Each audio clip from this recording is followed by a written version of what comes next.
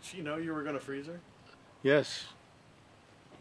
She didn't think he was the boogeyman. No, no. Her father told her, and I don't know what words, but he told me that he told her that if she passed away, it would just be for a while. You know.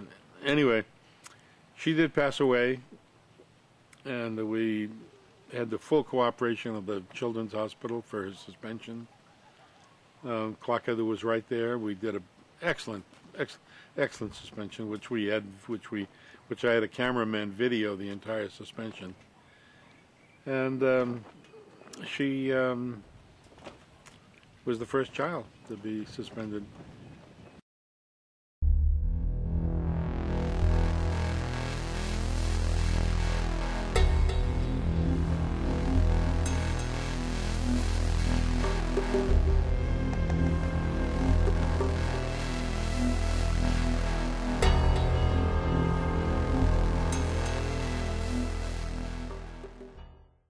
You stopped filling the capsule. I mean, how did you feel about that? Was that a hard decision to make? Yeah, it was hard, but it was a decision that had to be made. Otherwise, walk away from everything, which was the same result. So I picked a time and a place. I went out to the desert, in Palm Desert, a little secret paradise of mine that had a river, little stream river running through it. Beautiful vegetation on both sides of it, in the middle of the desert. And spent the day out there, and had like a memorial service just between myself and them, and said goodbye to them. That was hard. No, that was horrible, horrible. But on the other hand, I felt that I had done everything possible. I tried my very best, and I wasn't giving up. You know, I've now got into another situation where I've got 2 people in temporary storage, and if there's going to be any hope for them, I got to terminate this one. And you still had hopes at that point that cryonics would catch on, and you'd still be able to get enough funds to get your large capsule going?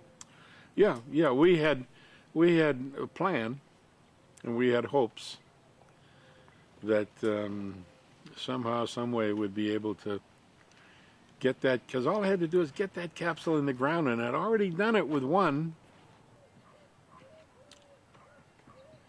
Okay, so history repeats itself. Yeah. You have another patient coming to you, this time from New York Society. Pauline Mandel wanted me to come there to see if I could help her with her capsule, and so I lined that up to see her, see my mom, and go to Maine. And so anyway, I went there. I went to New York, met her at the airport, and she was with another gentleman, kind of a rough, tough, Italian-looking guy, and his name was Nick de Blasio, and he also had a wife that was in suspension with New York, the Cryonics Society in New York, and they were both furious at the difficulties they were encountering, because Pauline Mandel was trying to keep her son in suspension. Nick de Blasio had his wife in suspension, but she was in another one of these MVE capsules. Those are just, you know, the creme de la, Mrs. de Blasio. Yeah. So yeah, I understand that New York was having their own problems in that they had everybody in temporary storage in a work shed, basically, at a cemetery there in New York. Yeah, but it was a cemetery that wanted them out. They were in litigation to get them out of there. They didn't want any part of it, and Curtis had no place to take them, and so they had been served a subpoena or something, you know, to get them out. And Nick de Blasio told me the story that he was a New York cop, and nobody can mess with him, man. That was his wife, and And he said he went there to check out the capsule one day, and he found a cigarette butt floating in there. That was the same kind that Curtis Henderson smoked. Between you and I never believed that. But what Nick de Blasio wanted was not for me to take his wife back to back to California. That'd been easier to put people in that, you know, because you can just drop them right in. You don't have to open it up with a heliarch. But he wanted a vault of his own on a cemetery, just like I had done in California. Mandel didn't go that route, though. No, Mandel, I didn't know how in the world you get a capsule to California. She had nowhere to go. And I'm back in the same spot. Well, I got a capsule. I got 2 people I could put in it, you know. And so did the same thing. Did you tell her? No, didn't tell her. No. And she, the thing was, how do you get a capsule full of liquid nitrogen with a body in it on a plane? How did you? You don't tell them. I put it in a crate. Wooden crate, and just held my breath. We labeled it medical equipment. This side up. Yeah, this side up, and it got out there. Not a problem in the world. For about 2 or 3 months, Mrs. Mandel was, in touch periodically, and she just disappeared. She never contacted us anymore. And after about a year, I tried to get in touch with her, and she had moved. And I don't know. To this day, I don't know whatever happened to her. No one has ever heard from her. So I think, in a sense, it was much like Bowers, who would just, it's just too much. Yeah, it's just too much for, for a survivor to deal with. The problems that are insurmountable, and the expense is enormous. And I think what I figured out later is that people seem to think that they're out. Their answer was, get this capsule in the hands of the California Society, and that's the best you can do. And then head out of town. Well, since you had the horrible experience with the first capsule, why in the world would you take out another one and do the same exact thing again? Put them all in it. Same reason I did the first one. I didn't have any better option. It was either walk away from it, get out of it completely. But you knew you were in a fight with another capsule. Yeah. And that was back and don't forget, we had a big capsule, a big one. You still had hope. Yeah, that was gonna. I could put them all in there. You got to remember, Ken, that I'm an optimist. And I always look at things, and it's a fault. There are worse faults. Yeah. So, summer comes around again. You've got the same troubles with the pumps. Yeah. The vacuum pumps. They're failing because of the heat. Yeah, but they were going. We had them going for, I don't know, a year and a half. You took a trip. Yeah. Well, my mom had her leg amputated. So what arrangements did you make to take care of the capsule while you were gone? On a daily basis, I was there, and I would see different caretakers. There was the manager of the whole yard. His name was Chuck, kind of an older guy, but I got real friendly with the park manager, who was the guy who cut the grass, and Bill, Mexican guy, really nice guy.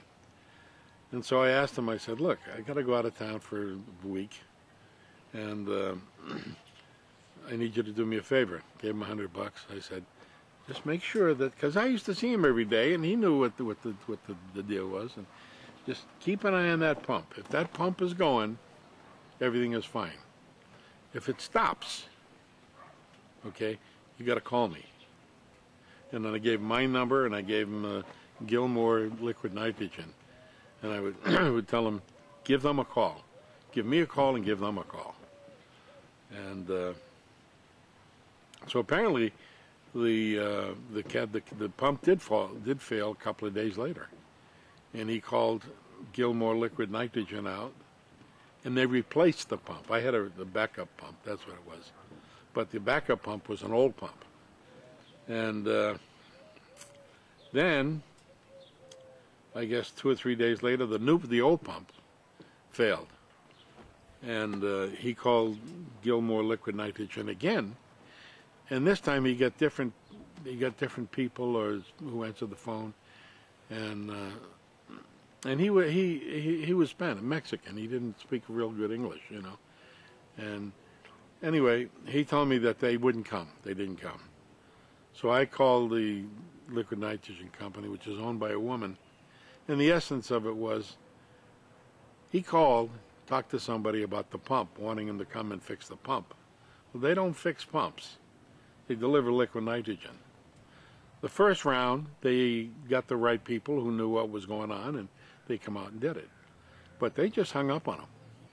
And so, anyway, I drove out to the mortuary. It was a beautiful, beautiful morning, and I just had a feeling everything was good.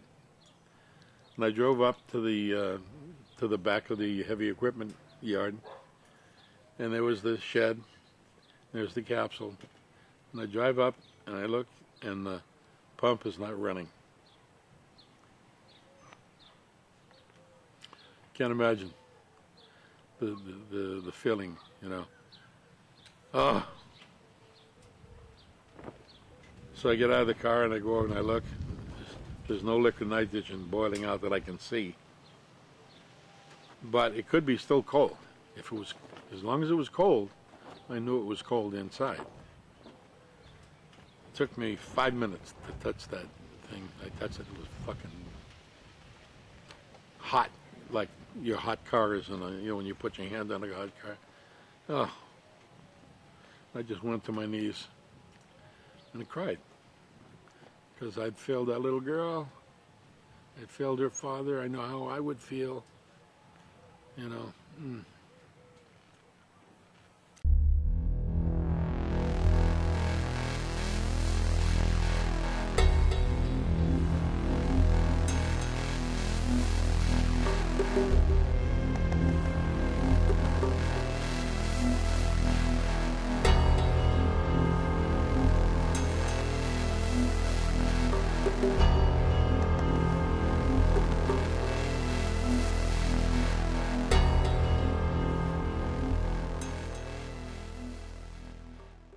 Introducing Bob Nelson and his lovely wife, Bert. Hello. Gorgeous, ain't she? So what year did you guys get married?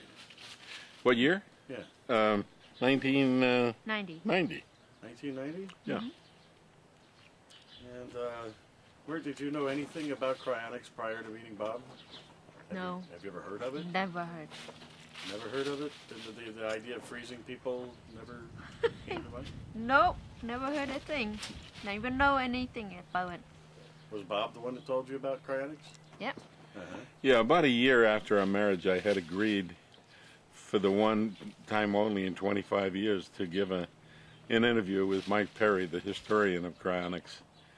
And then I realized that I had to tell her about my history with cryonics. So I sat her down and I said, I got a strange story to tell you. And I told her about freezing the first man and being president of CSC.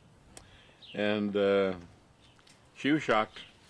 So not only did you find out that people are frozen and kept in storage to be brought back later, which must have been a really weird concept, Never having heard it. Cambodia, never having heard of it. Never heard, never know anything about thing like that. Kind of first thing I heard, I want to express myself like, what did you do? Tell me.